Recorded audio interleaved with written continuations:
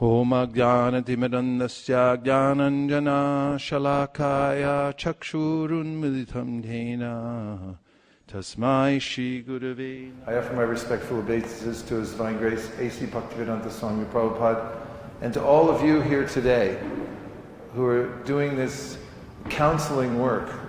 You're all Vaishnavas and you're counselors, and this is the most important work that can be done in the world today, because people need Vaishnava counseling.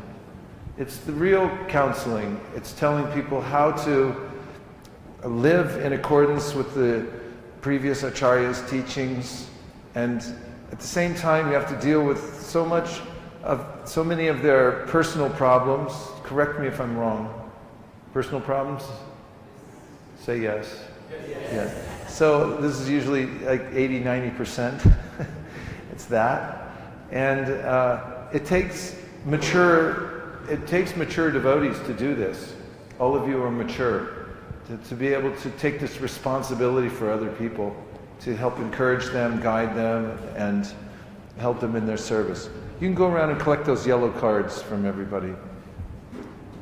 Aravindaksha Prabhu, I appreciate it. That way they don't have to deal with it. So, and when we come to the point of having discussion, do we have a separate mic for the devotees to use?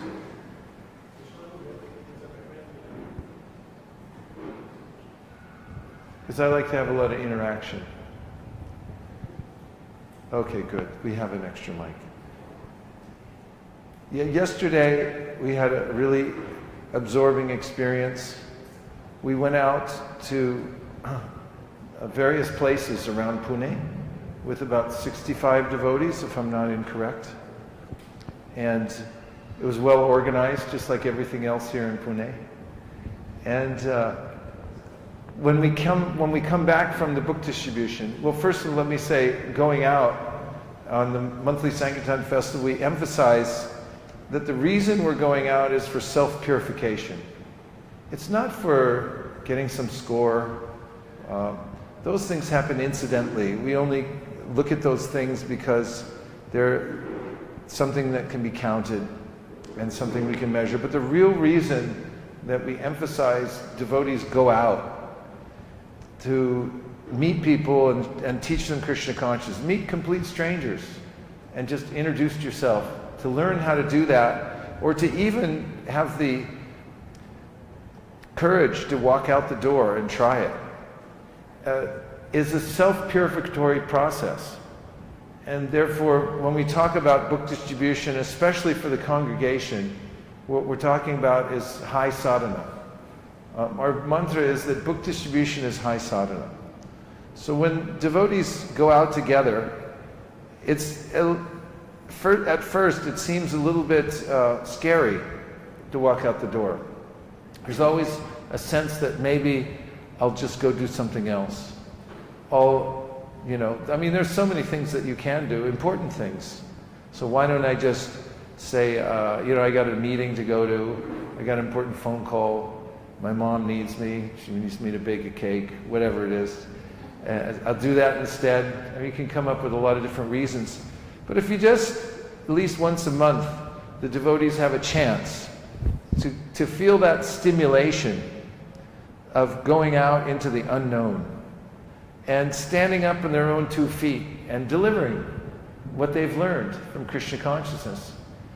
The kind of self-purification that takes place in that context is unparalleled. And it's fully available. Not only that, it's fully authorized. Prabhupada did this work before he came to America. He went by himself all over India, all the way to the north of India, up into Kashmir. He even went to a Muslim institution and sold a set of his books there, and up and down selling books. And when he got to New York by himself, he was selling books, going out store to store. He sold sets of his books there. Bhaktivinoda Thakur, to build the birthplace of Sri Chaitanya Mahaprabhu, he personally went out and went door to door. Srila Bhaktisiddhanta Saraswati Thakur told his ashram bashis that they should go out and at least knock on 3 doors every day. because he said it would be good for the ashram devotees to go out. It's purifying for them to do that. So we emphasize that for the MSF, self-purification. So before I say anything else about the idea of book distribution, I'd just like to hear your feedback about this concept, about going out for self-purification. Just any thoughts you have about it, or any reflection you have about what I've said so far. Feel free.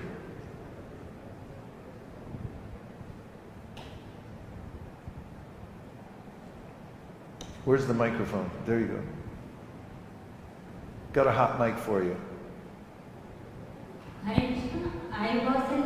just tell why I'm distributing in the outside. When I was in school, I just take 2 minutes. How much time can I take? 2 minutes? 2 minutes, yeah. So when I was in school, I used to go to Godiyama, Pakistan Campus Godiyama, in IIT Kharagpur. I was in IIT Kharagpur. I was studying there. My mother was a professor, so I used to go to that in mechanical engineering. So I used to go to that Godiyama, Pakistan Campus. So I was just 10 or 12 years old. So when I used to go there regularly every time, and I used to go right inside the altar. There was no one over there in the morning, so I used to go right beside Pakistan Campus, big photo. I used to sit there. I saw him with the book. So I am very much interested in studying and all. Then I joined the college. I continued going there, and then I grew up. So once one brahmachari came and told, you don't come and sit inside. From outside you take darshan. So I stopped going inside. So at that time, when I was going there for many years, I finished my post-graduation, I did PhD for 2 years in metallurgy, everything. I didn't get a single book in my hand, not feedback. So when I came to Pune after marriage, I asked my husband that where is this ISKCON temple? We had gone to Juhu temple before that. He told me here it's there. So I went there. And then we had gone to Juhu once, and we got one Bhagavad Gita from Juhu. So what I mean to say, at the age of almost 30 I was when I got the first book. So I realized if I had got some book when I was in school or college, it would have been much better, along with my studies. So now I have decided that I'll distribute books as much as possible, so that there will be people who can get the young age. Thank you very much. It was very good. Yeah, self-purification. Any other thoughts? Just reflections? I'm just thinking about you as counselors, and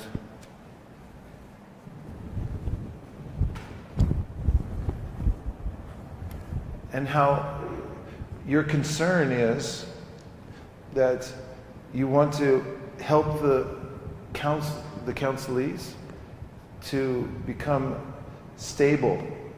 Not only stable, like, I guess stable, it means nishta.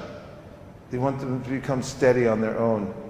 Is this possible through the process of devotional service to come through anartha nivritti, to come to nishta? And also we have other ways of measuring different levels of devotees coming up.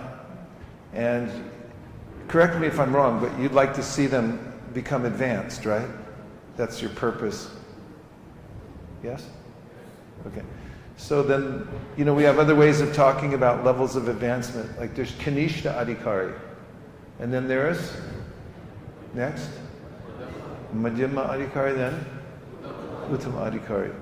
And within those, of course, there are many gradations as well. I mean, there's Kanishta Kanishtas, and there's Madhya Kanishtas, and there's Uttam Kanishta, and there's Madhyam Kanishta, or Kanishta Madhyam, or Madhyam Kanishta, Madhyam Madhyam, and Uttam Madhyam.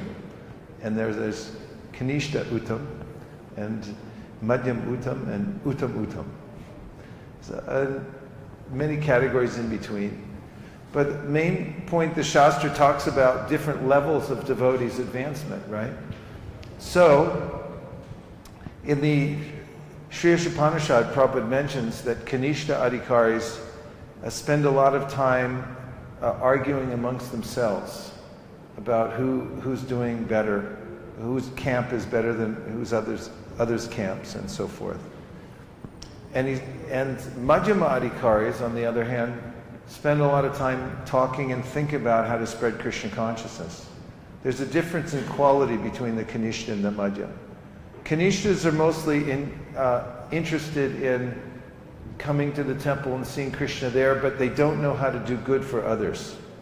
This is mentioned in the Srimad Bhagavatam, Acharyam eva hareye pujam ya shareye hate natad bhakteshu chanyeshu sabhakta prakrita smitaha.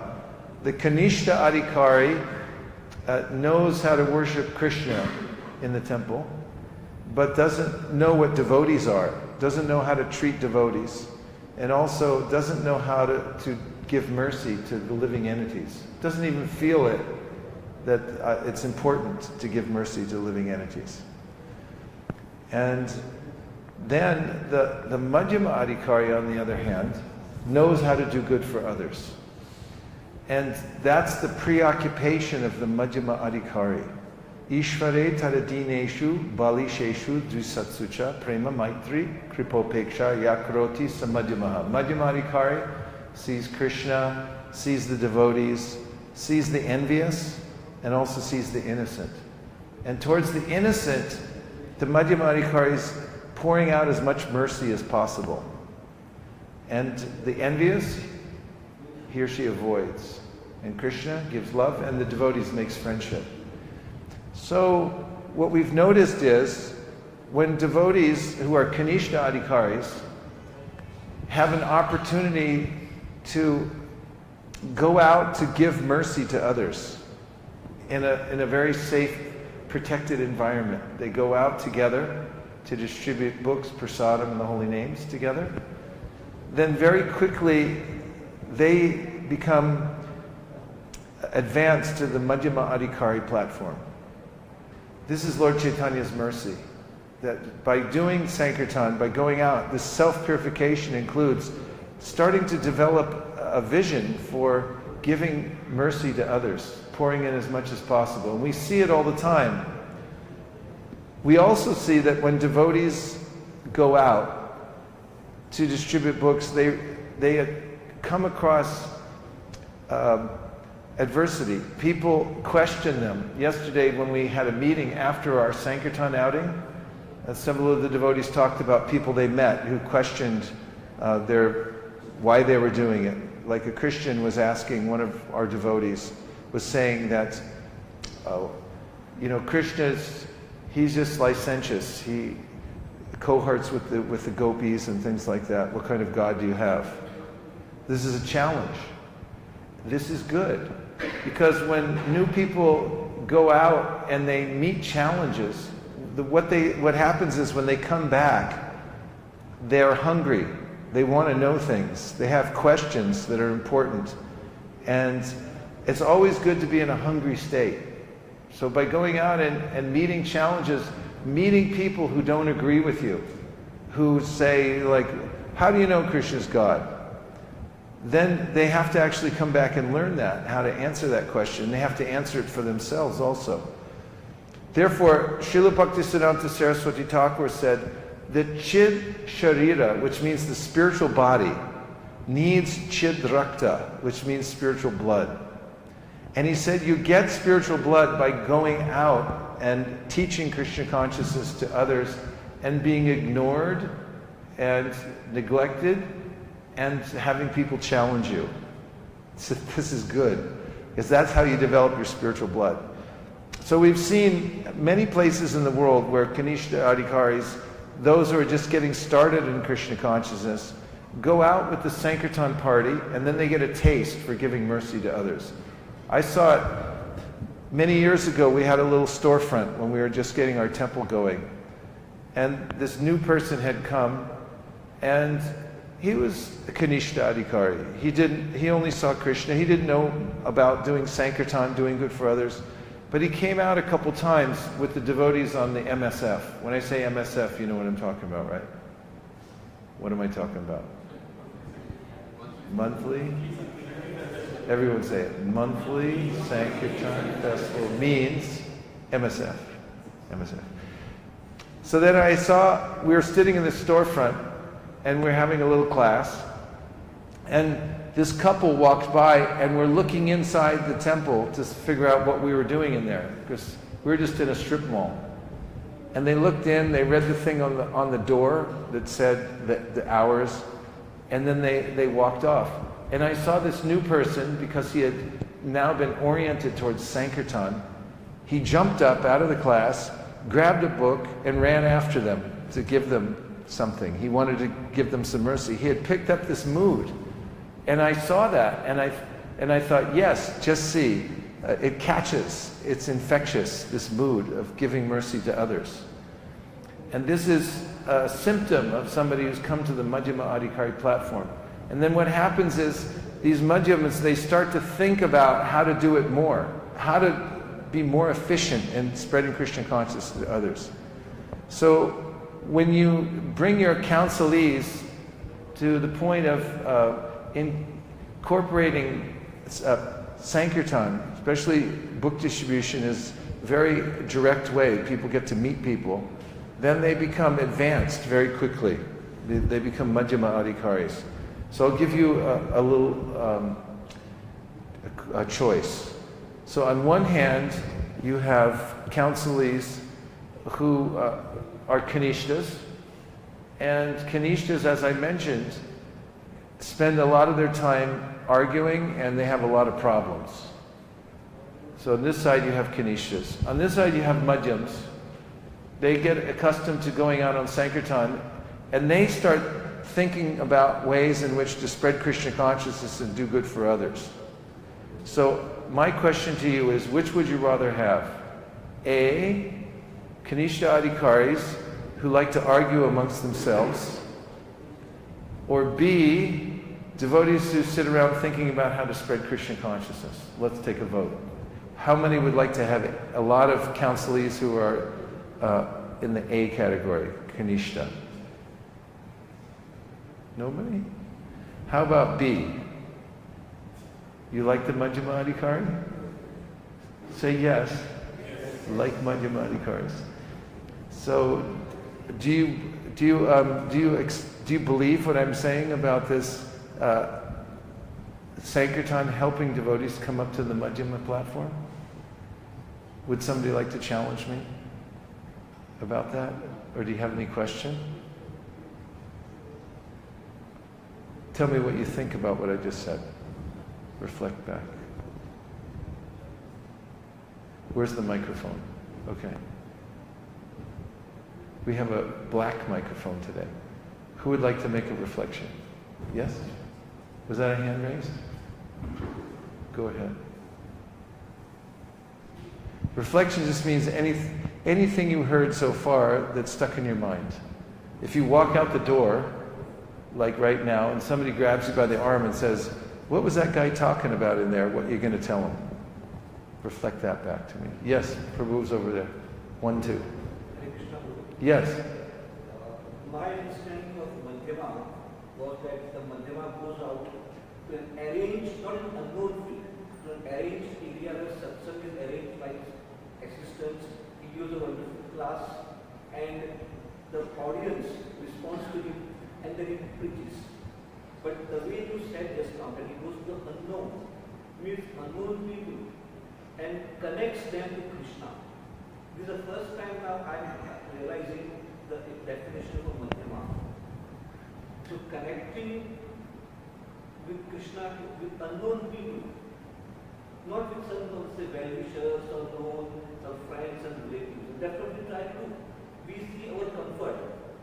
We try to preach to those whom we know.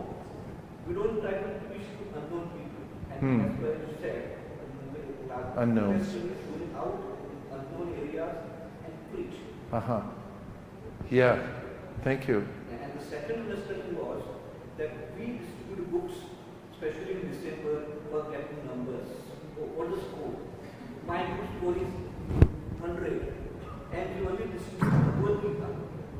Oh, that's what we get. Big books, not small books. And that's what we do. But when since last year you came, you tried to give us good concepts. Thank you very much for that. Thank you for that observation. I think there are several definitions for Kanishta, Madhyam, and Uttam. And I don't mean to suggest this is the only, designation, but it's definitely a sign of a strong Madhyam who has the wherewithal to go out and meet unknown people. And there's certainly nothing wrong with teaching amongst those who are already devotees. In fact, Krishna says in the Gita that there's no one more dear to me than somebody who teaches the Bhagavad Gita to the devotees. But I really like your observation because it emphasizes what I'm trying to point out, and that is, in the challenge of going out into the world, you see how Krishna's energies are working. You take a risk. And you also, when you meet unknown people who aren't acquainted with Krishna consciousness, you have to develop some skill set that you don't get when you just stay within your own group. Because your own group doesn't necessarily challenge you. They do, but not in the same way. And we were talking yesterday on the way back from Sankirtan about how some of the devotees who were traveling in Sankirtan vans I was mentioning how Narada Muni, when he was a little child, went out and he wandered in different places, and Prabhupada mentions how it's important for devotees to go out and see how the Lord's energies are working. I also mentioned how even children can do this. In fact, at ISV we have about 100 children who go out for MSF. They go out and distribute books, of course with very careful parental guidance. And one of our teachers who take care of the children on MSF was telling us about how the kids, when they go out, the first time she had this experience, they were going door to door, and they got refused. And the kids were a little bit disturbed. So she sat down with them in a park, and they discussed what it means to face rejection.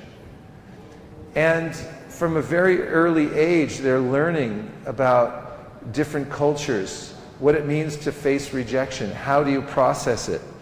And it makes them very strong. In my book, I write about how kids might grow up and get an MBA, which is very noble, and could be very useful in the world. But there are a lot of people that go out and get advanced degrees, but they don't have the emotional intelligence, as it's called, and what I like to call street smarts. They don't know all the ways in which to communicate with various kinds of people, how to face rejection, how to convince people of things that one gets when one does a book distribution. You get a thorough education, and you also get a kind of knowledge of people in general and a confidence of dealing with them that you don't get anywhere else. So it's an educational process going out. And I think that when we look at it holistically as a means to actually become advanced in Krishna consciousness, that's why we're going out. And that's why we're advocating that the children go out, the counselees go out, the kanishtas go out, everybody goes out together at least once a month. Just even for a small amount of time, 15 minutes, 20 minutes, at least an hour. Of course, it's hard for people to do that because when they go out, they don't want to come back. And recently, I attended the GBC meeting in Chicago. And I've been thinking about this for a while, that I wanted all the GBCs to go out together for book distribution as part of our agenda for our meeting. So I put it on the agenda to see if anybody would object. And nobody objected. Of course, two people spoke up on the email conference and they said, great, let's go. Nobody else said anything, so I wasn't sure if when I got there they'd all go, oh, I got a headache, I got to go somewhere else, I got an important call. But every one of them very enthusiastically went out. On the day we put it on the schedule, they said, let's go. And we were supposed to go out for just an hour, but they all stayed out longer. They didn't want to come back. There's a kind of exhilaration you get when you cross the threshold and you actually make it out the door, because that's the hardest part, getting out the door, going across that threshold from the inside of your house you step outside. That's the point when most people wither and they say, oh, I don't want to go. But if you institutionalize it and you say, this is what we do, this is our mission, we're the Sankirtan movement, when new people come and you tell them this is who we are, this is what we do, they just accept it. It's not an issue for them. They go along with the flow, and it becomes inculcated in their process of devotionals, in their practice of devotional service. And this is very good, because when people have a sense of mission, they become motivated in ways that they don't get if they're only thinking about how they're following the regular process. It can become niyamagraha very easily. But when you add in the missionary spirit, that you're going out to save others, like on these wristbands, every year we have a theme and we give these wristbands to all the devotees. This year it says Jive Doi Krishna Nam Sarva Dharma Sar, which means, by Bhaktivinoda Thakur, that the highest religion is to show compassion for living entities. That's it. And how do you do it? By spreading the holy name. So if you teach people that early on and say, this is part of our process, going out, missionary work, then they become enlivened. This becomes part of their psyche. And we've seen all over the world, at least I've seen, I can say for certain, since I joined Krishna Consciousness Movement in 1973, and I've seen different phases. I was there in 1973, throughout the time Prabhupada was there until 1977, and I saw how he inculcated the missionary spirit wherever he went, and I saw the result of it. There was kind of an exhilaration everywhere within the movement. And I've also seen periods where there was a kind of reticence to go out on the mission. And in there, you don't find the same you don't find the same spirit. So it's very effective, this idea of allowing people, facilitating them as leaders, facilitating new people, leading them, showing by your example that, yeah, let's go out. Whatever comes, I'm scared too, whatever, let's go out together and take the risk and see what happens. It's like breathing. When you breathe, you exhale. What do you exhale? Carbon dioxide. And when you inhale, you bring in oxygen. So I would propose that the oxygen that we get in our organization is that experience that you can't get anywhere else, that rarefied experience of going out to the unknown. I like the way you put it, into the unknown. And there, depending on Lord Chaitanya, and seeing what happens, how he reciprocates. There's yesterday, case in point, after our expedition out into the unknown, we all came back, we had prasadam together, and then we just passed around the mic and discussed what happened. And the stories you hear are amazing, from one person to the next. Some people, first time they've ever gone out, some people they've been out for many years, but everyone has a story. That's the oxygen. It has to come back in, that you saw it for yourself, you experienced it for yourself, the working of the internal energy, and how that stimulated your faith in Lord Chaitanya. This is the oxygen. So every organism has to breathe. It has to take out with it the anxieties of being inside, and then bringing back in this experience. This is oxygen that helps the organism to actually exist and grow in a healthy way. What else? There was another reflection. Yes. Hare Krishna. Hare Krishna. Yeah, my point was regarding you said that one side Kanishpadikari and Madhyamadikari. So maybe Universal may not be like that, but then it is said that many times the people or upcoming devotee who are joining for say 6 months, 1 year, and they have tested a little bit about the Krishna gives them some taste, and they are more enthusiastic for going out for book distribution, fundraising, or whatever the activities. I mean, you see more that thing, so I don't know what type of devotee you call them as a Kanishta, but then that enthusiasm, as you mentioned in your talk also, that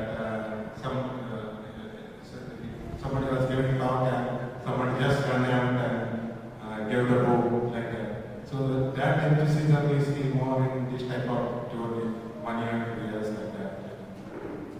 So it was an observation, right, that you're making? Observation? Yeah. Yes. They're more enthusiastic. Yes. So I've seen that even very new people, if you teach them Sankirtan from the very beginning, it gives them an edge. It gives them an advantage if that's what they learn from the very beginning. And it gives them a special strength in Krishna consciousness. Prabhupada said, if you just try to do this, he wrote a letter to a household couple. They said, if you try to do this, you'll get superior strength and knowledge in Krishna consciousness just by trying to do it. Yeah. I have a few more points. Should I keep going? You sure? Okay. Yes? Yes. Okay. So, what's the counterpart to going out? It's intensive hearing and chanting. When I say intensive, I like to say that the hearing and chanting, the sadhana, should be goal-oriented. This makes it intense. How can I justify that? Sankhya purvaka nama gananatibi kalavasani krito. Srinivasacharya writes about how the 6 Goswamis of Vrindavan were goal-oriented in their sadhana practice.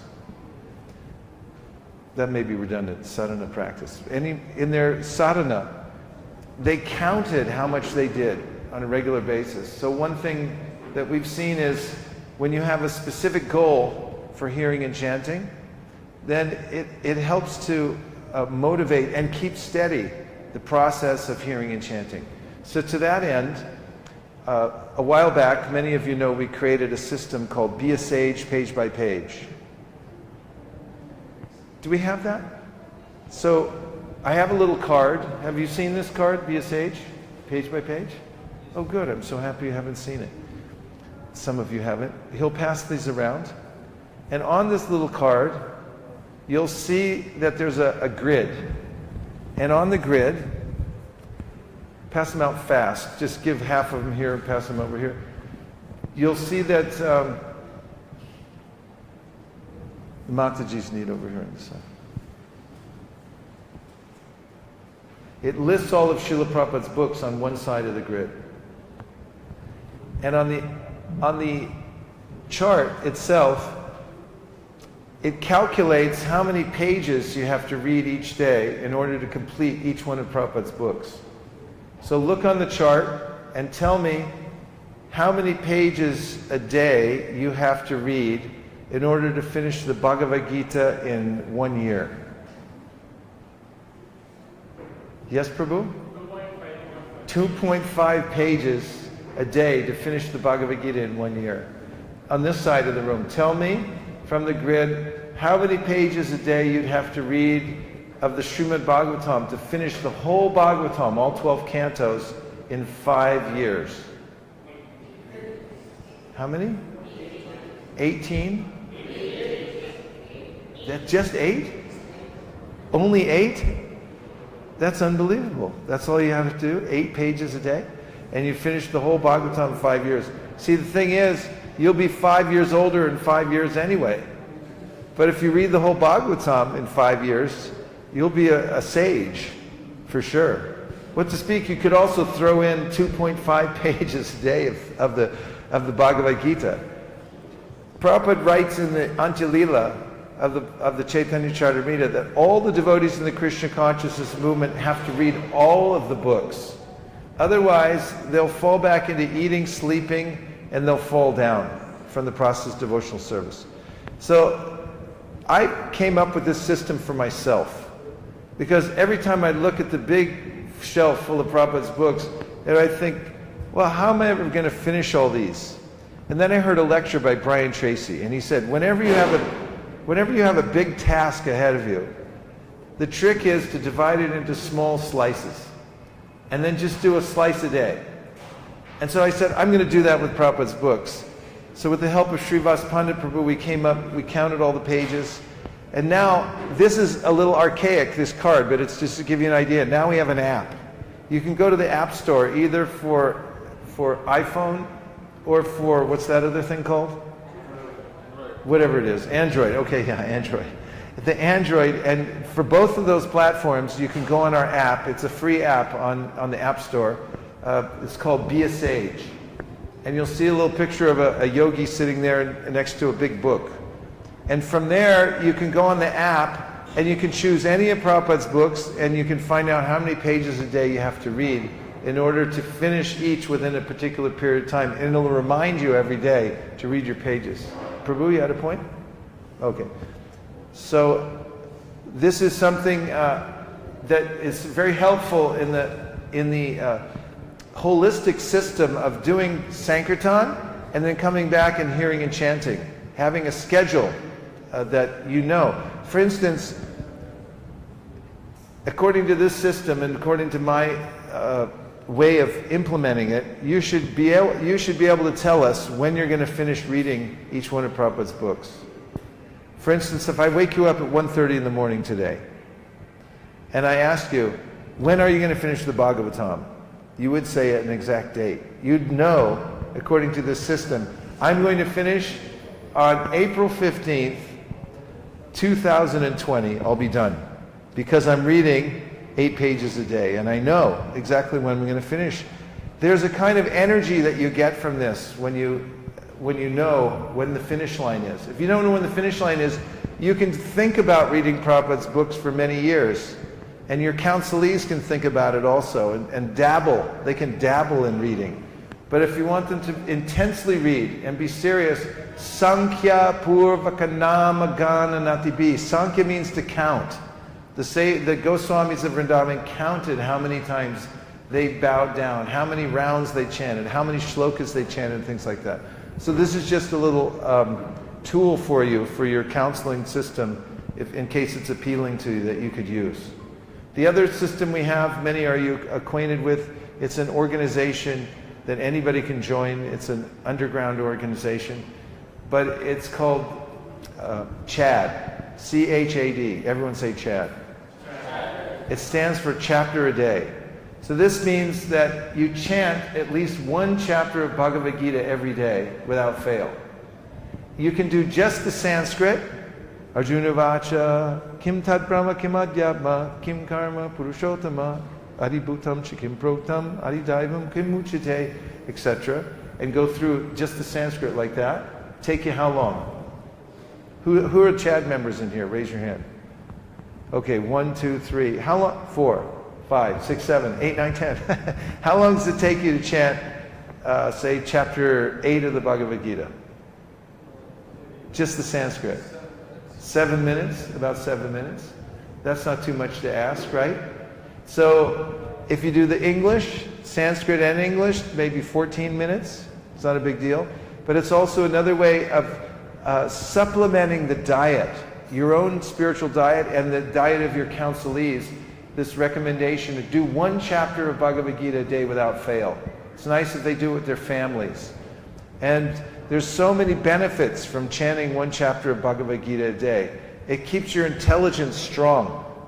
And you think according to Krishna's directions, because the directions are right there, because you're hearing them every day going through.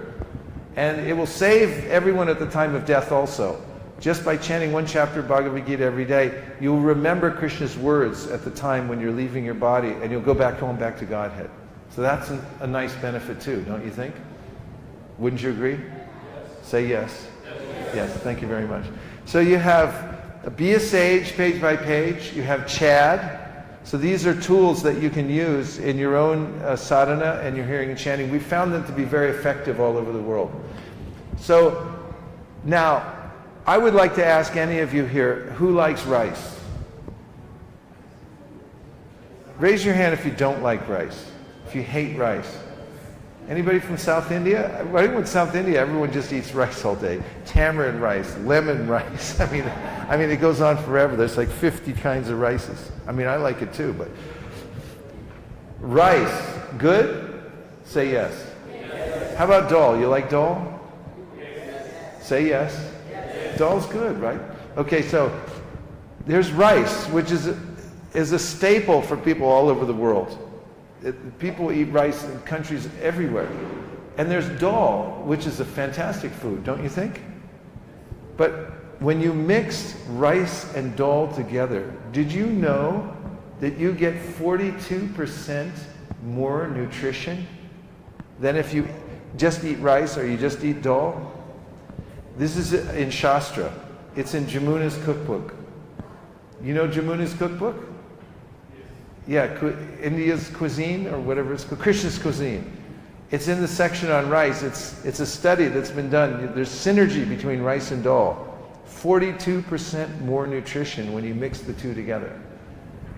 How is this relevant to my topic today? Besides making me hungry?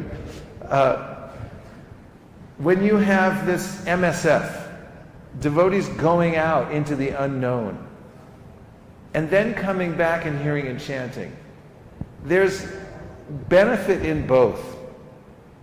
You can stay home for the next 20 years and hear and chant. Very good. You can go out every day for the next 20 years. Very good.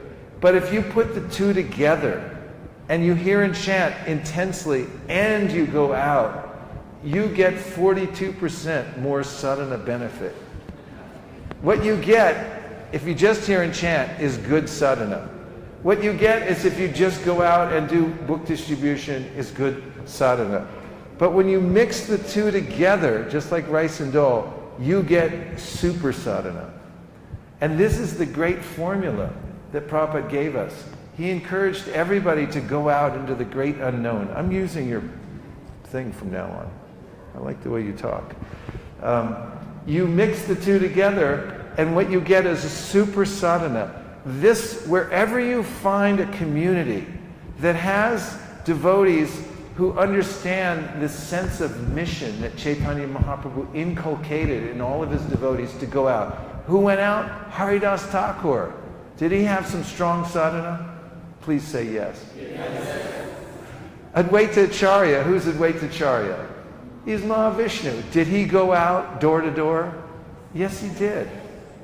On whose request? Chaitanya Mahaprabhu. And did they hear and chant? Absolutely. Advaita Acharya gave Bhagavad Gita class every day. That was his thing. Open class for everybody. So these two things go together. This forms the nutritious sadhana of the Sankirtan movement. Two together, both things. And it's amazing how little of the book distribution you need to actually get that synergy. Because if you just do once a month, MSF, that's what it means, once a month, that's all. It doesn't mean you can't do more. But if you just add that one drop of book distribution one day out of the month, where you create an atmosphere in which people want to come in. It's a safe atmosphere, it's a fun atmosphere, it's a teamwork atmosphere, there's no competition, there's no expectation of performing, you're only going out for self-purification. And when you create that for your counselees, and they go out into that, and then they come back into this intensive hearing and chanting atmosphere, they get super sadhana, and they rise very quickly to the Madhyama platform. And they'll just keep on going until they hit Uttama Adhikari. Because this is the way that Chaitanya Mahaprabhu taught us to advance in devotional service. Intensive hearing and chanting, and showing mercy to all living entities by going out into the great unknown and distributing transcendental literature and the holy names. Okay? Say yes. Yes. Thank you. So now I'll take a couple more reflections. So I want to hear from you if you're buying all this. You're buying what I'm saying? Yes.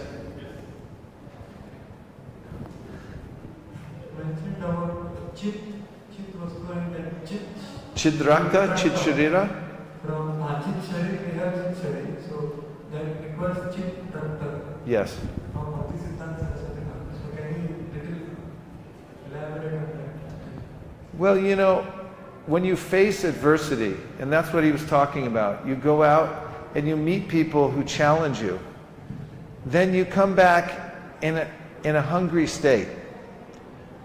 And this is a good state to be in. You have to be hungry. In Ayurveda, it teaches that you have to have a strong appetite in order to be healthy.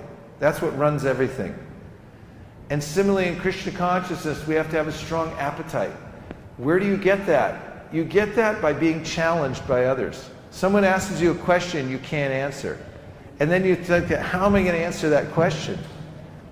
So I always say that a good hearing and chanting session is one that you come out of with more questions than answers. Because then you're really surveying the material and you go like, how does that work? I have to find out. I'll have to hear and chant more and find out more. I'll have to inquire more from advanced devotees to find this out. And a similar thing happens when you go out into the world and people throw questions at you. Or you want to know how to be more effective at presenting Krishna consciousness to people. Because you see that some are more effective than you are, and you think, how do I become like that? So then you become more intense in your practice because you think, how can I get on that cutting edge? The one thing you don't want to do in devotional service or any other discipline is become lazy.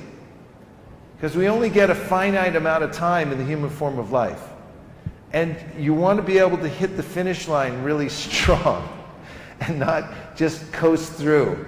And then have to take another birth. You want to go really strong in this lifetime. So this kind of engagement that I'm talking about, the MSF type of engagement, it develops that kind of hunger. That's the kind of infusion of spiritual blood that you get. It means hunger. It means wanting more. What else? More comments. Let them flow out. Open up your hearts and minds and tell me some more stuff. Yes?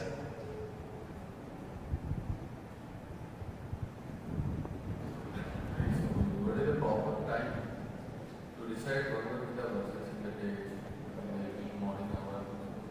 Whenever you can.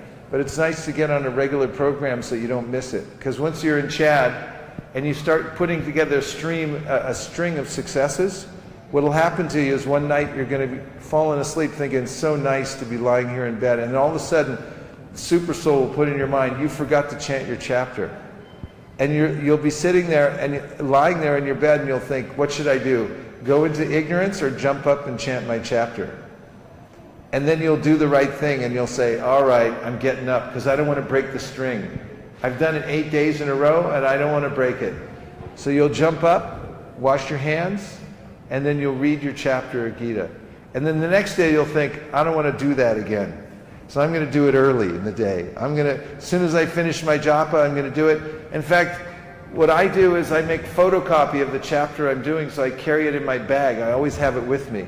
If I got caught in a line somewhere, do you ever get caught in lines? Say yes. You're in India. Come on, say yes. Yeah, you get caught in a line. What do? Everyone else is in anxiety thinking like, why doesn't this line hurry up? Which is really stupid because you can't make the line go faster just by being in anxiety. But what you can do if you're a member of Chad is just pull out your chapter and say, take your time. Make the line go longer so I can finish my chapter.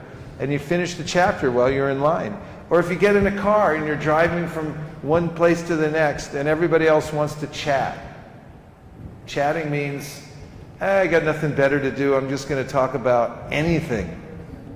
But if you pull out your chapter and say, fine, we can talk about anything, but right after I finish my chapter, do you mind, would you like to hear it? And they'll all say, yeah, all right, go ahead. And then you start chanting, and everyone starts feeling ecstasy. Like, why didn't I think of this before? This is another thing we started doing at the GBC meeting. I said, why don't we, after each day, we'll chant a chapter of Bhagavad Gita together. And so we started at the end of the day, we chant a chapter of Bhagavad Gita, everyone's in ecstasy. Because just one chapter of Bhagavad Gita puts you in ecstasy. That's all it takes. But the mind will tell you, nah, let's not do it today. It's not a good idea. Let's chat instead. Let's think of some nonsense instead. Let's just be lazy. But if you have discipline and you keep doing it, then you'll find your niche, and you'll keep it going no matter what happens. I saw some brahmacharis the other day. They were at ISV. They were coming in visiting. We finished the program, and it was time for prasadam. But they pulled out their Gitas and they sat down together and they chanted their chapters 7 minutes before they went to take prasadam. And I thought, they've got a taste. They've got that thing going where they don't want to break the string. So that's where you want to be with the Chad. You get into that and you'll see the power of the Bhagavad Gita. Just one chapter a day, it puts you in a different category. It moves you up to a higher category. And if you teach that to your counselees, it solves a lot of their problems before they bring them to you. We want to have, people who know how to solve their own problems before they come lay them at your door. Because Kanishta Adhikaris have more problems than Madhyams. The kind of problems that Madhyams have are nice problems. They're like, how to spread Krishna consciousness more? How can I get more time to do service? Kanishtas are thinking about, why did she say that to him and he said that to me, and why is he looking at me like that? So, yes, Bhagavad Gita, one chapter a day. What else? Yes, Prabhu. Yeah, you could do, there's no minimum and there's no maximum. So there is a minimum. The minimum is at least the Sanskrit or at least the English, or you can do the Sanskrit and the English. And some people say, what about the purports? Yeah, do the purports too. But the fact is, if you're contacting the Gita every day, your mind will be in it. You'll start to get interested in reading the purports on a regular basis. And I know from surveys of leaders in ISKCON, we did at the ILS, that a lot of leaders aren't taking time to read Bhagavad Gita. In fact, a lot of people all over India aren't reading it. They just say, I know Bhagavad Gita. And if you ask them what it means, they'll just say, do your work. It's like, that's not the message of Bhagavad Gita. You're not really reading it. So we shouldn't be like that. We should be experts in Bhagavad Gita. We should know Bhagavad Gita backwards and forwards. I mean, if you can learn Java, or you can learn C++, what else is there out there? PhD, doctor, all these kinds of things. What else? Okay, whatever it is. If you can learn that, you can memorize 700 verses of the Bhagavad Gita. No problem for you. You're born in Bharat. You were born with these capabilities to know these stuff. It's in your ancestry. Only most of Bharat has transferred that capability to C++, Java. They know it backwards and forwards. You're the best in the world at all these things. That's because you come from the stock where people would sit down and memorize a whole Veda. There's one Veda, there's people who memorize 2 Vedas, 3 Vedas, there's the Trivedis down the street, right? They come from, of course, now they know JavaScript, but back then they used to know 3 Vedas. So you can do that. You can learn the whole Bhagavad Gita. What's the problem? At least if you die trying, it's a good idea. That's where you want to be, on the edge. You want to be on the edge, pushing for the next thing. Don't get complacent, and don't let your counselees get complacent. Feel like you got to push for something. You got to be on the edge. And Sankirtan, going out into the unknown, puts you on the edge. That's that Chidrakta. How are we doing for time, Sri Ram Prabhu? Sri Ram? How are we doing for time?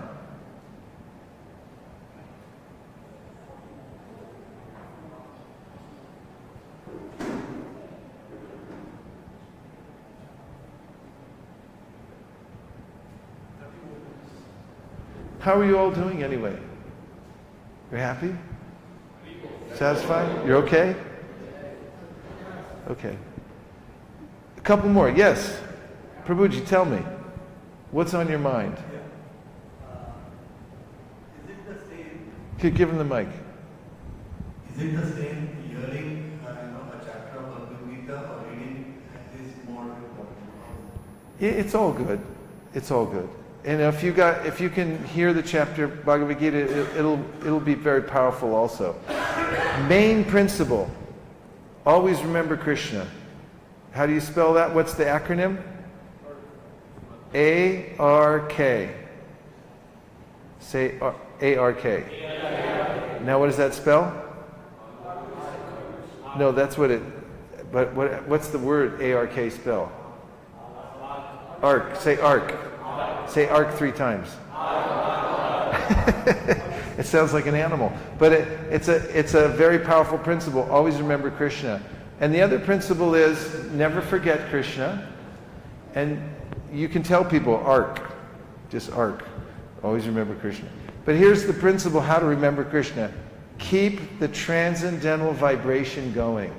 That's the main way to remember Krishna. So you have to organize your life and the life of your counselees so they're always keep the vibration going.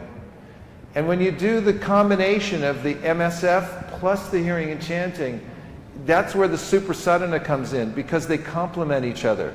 You get the 2 things. Because if you're thinking, I'm going to go on Sankirtan one day this month, it's a point in time that your mind is going to be building towards, and you're going to think, I'm going to stay on a high spiritual level, so I have the power to go beyond the threshold of my house. When there's a perfectly good paratha waiting for me back in the kitchen, I'm still going to walk away from that paratha and go on Sankirtan. That you have the power of forced efficiency when you set a time every month and you say, this month we're going out on this day, all month long. Just like NASA when they're building a rocket. When the rocket launches, although that gets a lot of press, that's not where the big benefits are. The big benefits of NASA are that while they're building the rocket, they're developing new systems. In fact, the modern system of management that is taught at all the university comes from NASA. They were under such pressure to build rockets, they had to come up with efficiencies in order to develop it, and they came up with a whole management system. And that's what you get also, the benefit you get from having a point in time when your counselees can go out once a month. It's forced efficiency. They have it in their mind. There's some pressure that builds. So Prabhupada said, in management, what you want to do is always have a fresh challenge so that people want to rise up and meet it. And Sankirtan is the perfect fresh challenge because it's always new. It's never old. You always feel that intense pressure, even if you're going out for 1 hour or 2 hours. You're always trying to stay on a higher platform. You were going to say more. Who has the mic? Please. Hare Krishna, there's one thought which normally we feel. If you chant Hare Krishna Maha Mantra, you get purification and advancement. So as you grow older, instead of going out for Sankirtan or reading Bhagavad Gita or Bhagavatam, which one feels ever at once, so I would prefer to chant.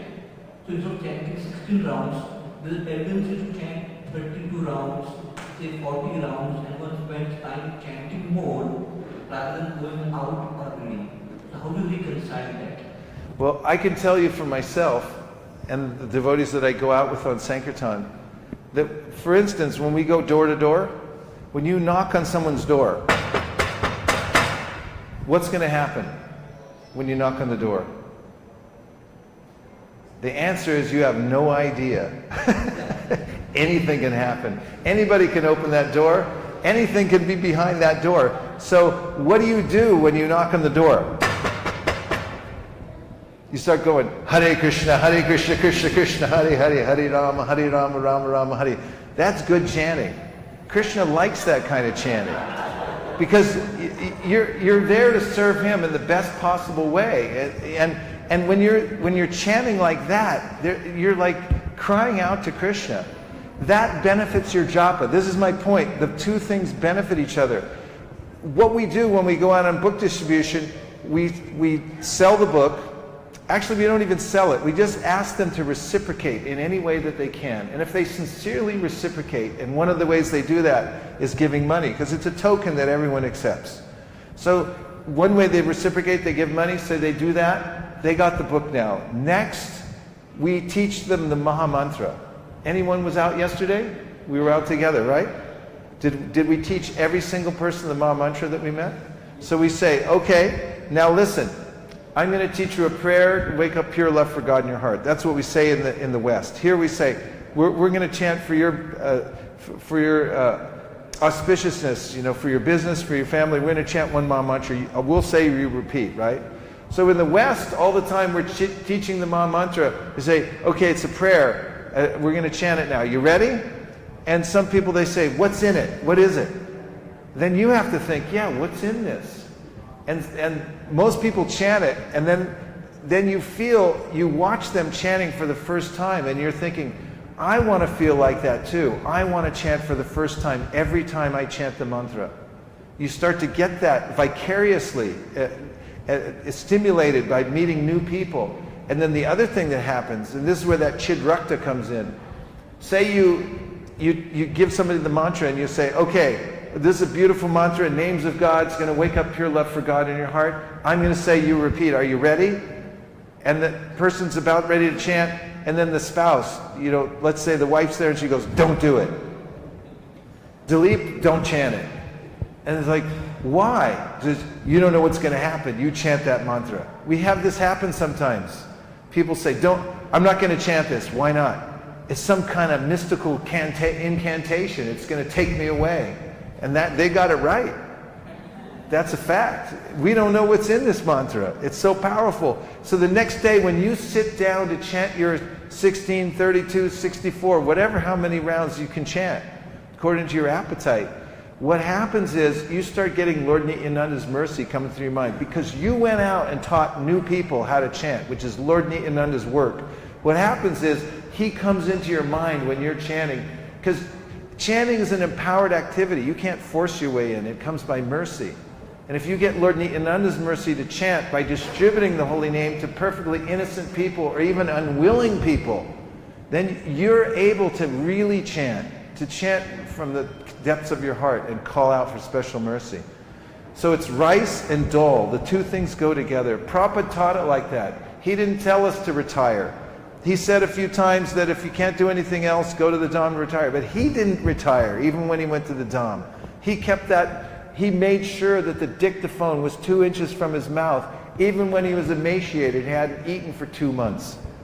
And he was going on speaking because he knew that was going into print, and the print was going out into the world. And if you deliver it, you're in the same process. You're intimately connected with Prabhupada by doing it like that, by going on. And that increases your capability, your taste for chanting. Hare Krishna. What else? Give some reflection from this side of the room. Pressure's on now. Someone new. Come on, Mataji, you got to deliver. What do you got?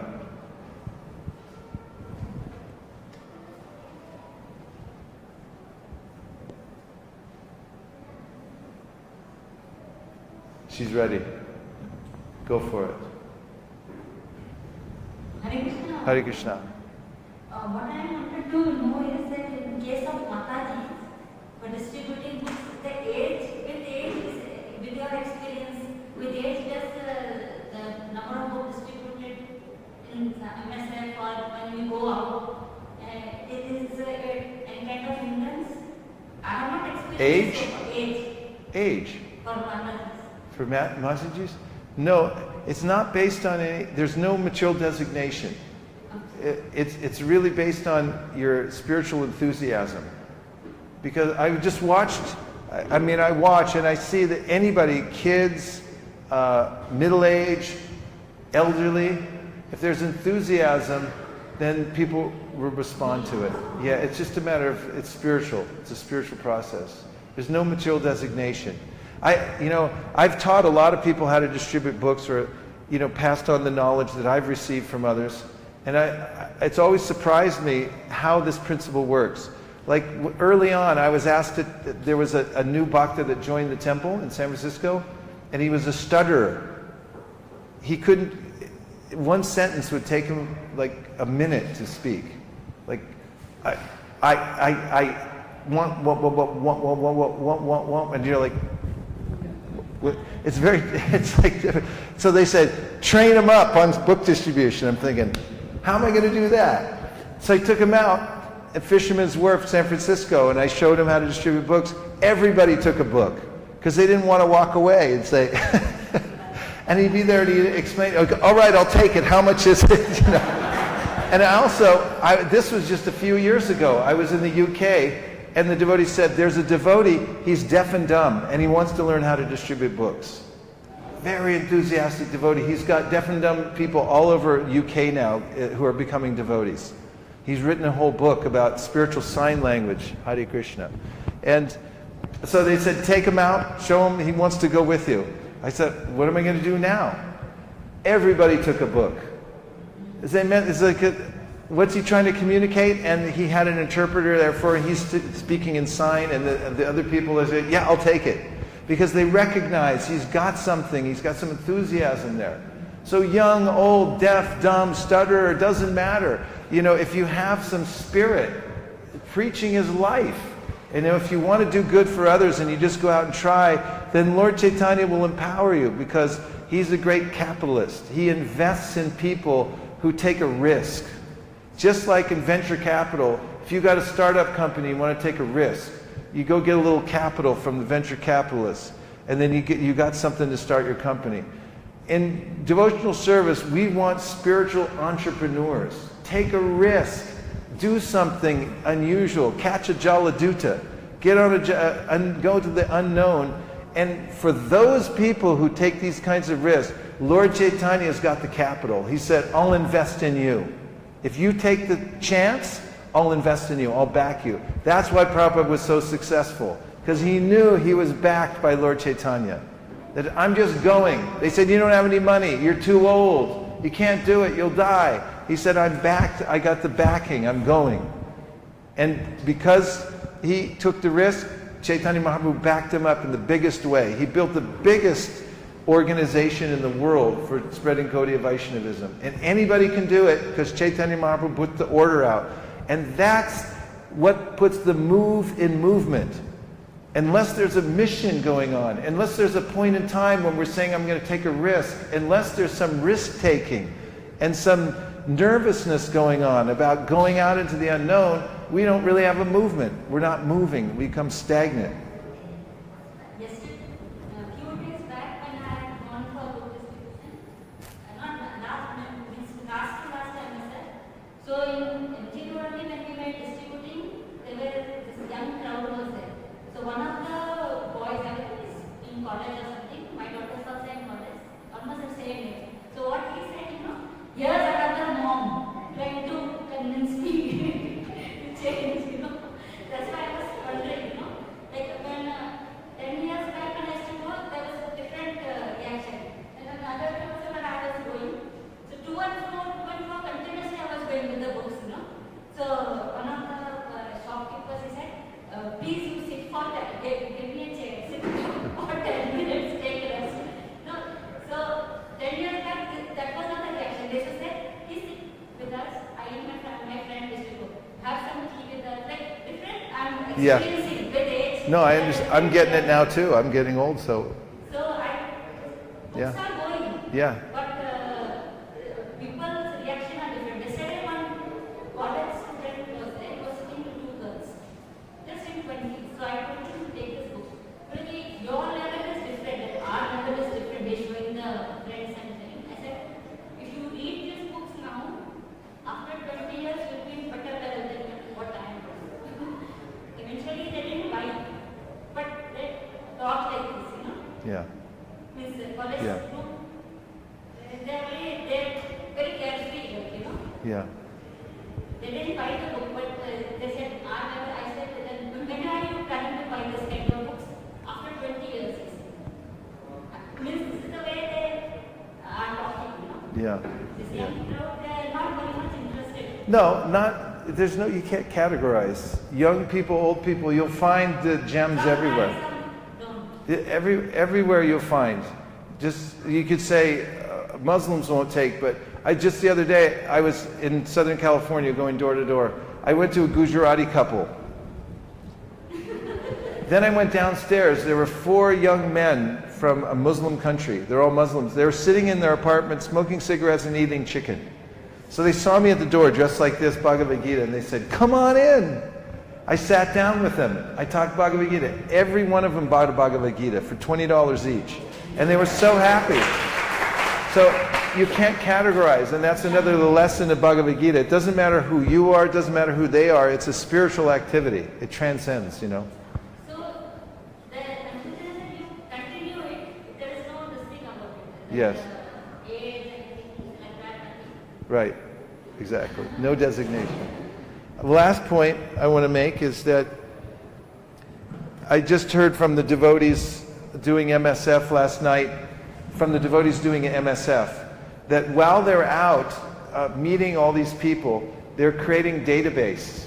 So recently they compiled 1,000 names, contacts, and out of those 1,000 people, they brought 200 people into the system here, into the Pune system, 200. So this is a very lucrative way to increase the ranks. When you're out meeting people face to face, it's like mining for gold. And the more you're mining, the more you're looking through, you're going to find the nuggets that come out. And they'll come into your system and they'll become the next leaders of the organization. So adding Sankirtan in as a regular program, this already, the reason I'm here in Pune is this is one of the best programs, as I said in class, in the entire world. You have what it takes to be come to the highest level of spreading Krishna consciousness all over the world because of this. And my proposition is, if you just add a little MSF on a large scale here, it will increase every part of the program in such a profound way that there'll be no question in anybody's mind that this is the top program in the entire world. And every one of the programs, from the cooking program to the deity program to the counseling program, everything will be enriched by just adding one tiny little drop called MSF and having one tiny point in time with not big goals or expectations, but just the idea that we'll all go out together, touch the pavement, and do a little something at least once a month. It's one drop that will change the whole equation in a significant way. Hare Krishna. So thank you very much for taking what is, I know your time is in great demand, because when you have counselees, there's people after you 24 hours a day needing your help, correct? Say yes. Yes. So the fact that you took 2 hours of your time to come here today to discuss this topic is very touching to me, and I'm eternally grateful for you for coming here and giving your rapt attention for this long. And I thank you very, very much. Gaur Premanande Nitai Gauda Haribo Haribo Haribo Nitai Gauda Haribo Nitai Gauda Haribo Haribo Haribo Nitai Gauda Haribo.